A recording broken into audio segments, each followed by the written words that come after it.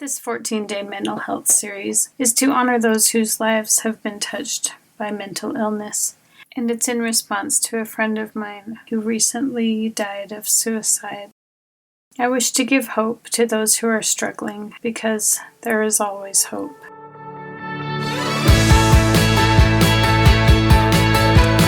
Welcome to the Joyful Family Podcast, where we explore how to nurture our relationships, communicate in ways that we feel heard and seen, and create joyful family relationships that last. We're your hosts, Vauna and Roland. Join us on this joyful adventure called family.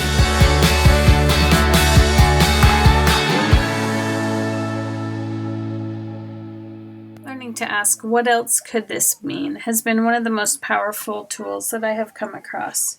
I used to base my interpretation of other people's words and actions based on my own experience. I used to think I knew exactly what my husband was thinking or what he meant based on what he said, how he acted, his facial expressions. And it took a lot of long conversations and sometimes a big misunderstanding and possibly a blow-up before I finally learned that we all have different experiences and that the way we respond to things is a result of our experiences. So here's a funny story.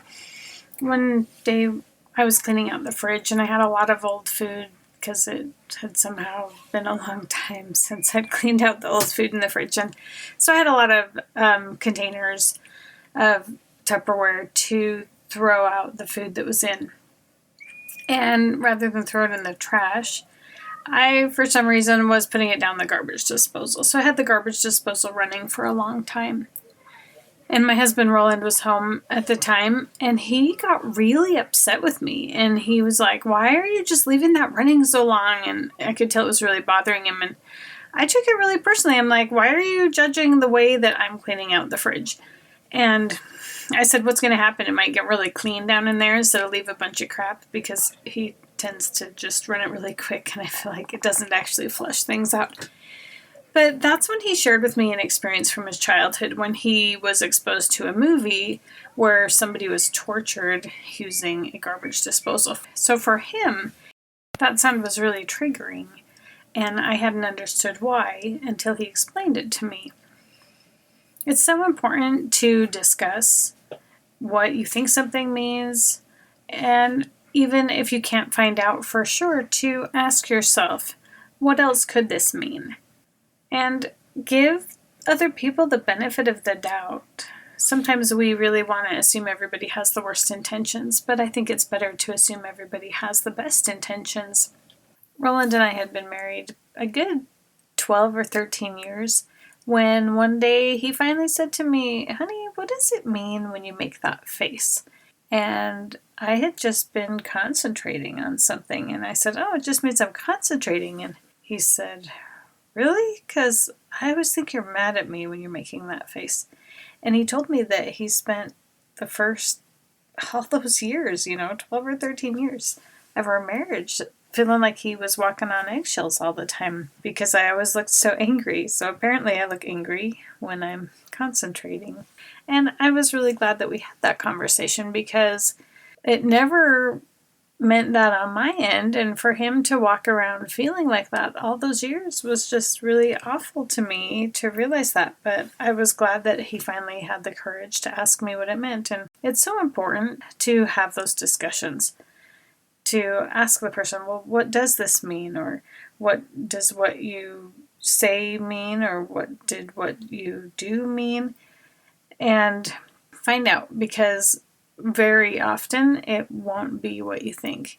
Because really, it's so true that we all have such different experiences, and we filter our interpretation of things through those experiences. So I encourage you to get used to asking yourself, what else could this mean, whenever you're feeling frustrated or irritated or any other emotion that's not serving you. Tonight I actually found myself feeling pretty frustrated with Roland, and so I asked myself, what else could this mean? And instantly the thought that popped into my head was, what this means is I didn't adequately communicate my expectations to him. And that's really an unfair thing to be mad at him about, isn't it? But we do it all the time. In fact, I used to get very frustrated with him a lot because I expected a lot of things that I never conveyed to him what my expectations were.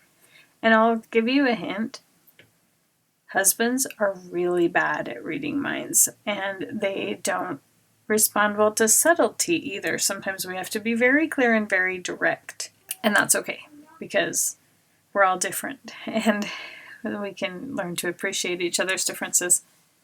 So I encourage you to start asking yourself, what else could this mean, on a regular basis, and see what you find. And feel free to comment below and tell me what you find and what kind of difference it makes for you.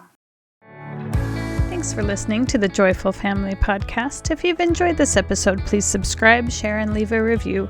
Follow us on Instagram at Vauna Bird Family Coach and Roland Bird Author. Learn more about our work at vaunabird.com. Stay tuned. We're looking forward to sharing more with you next week.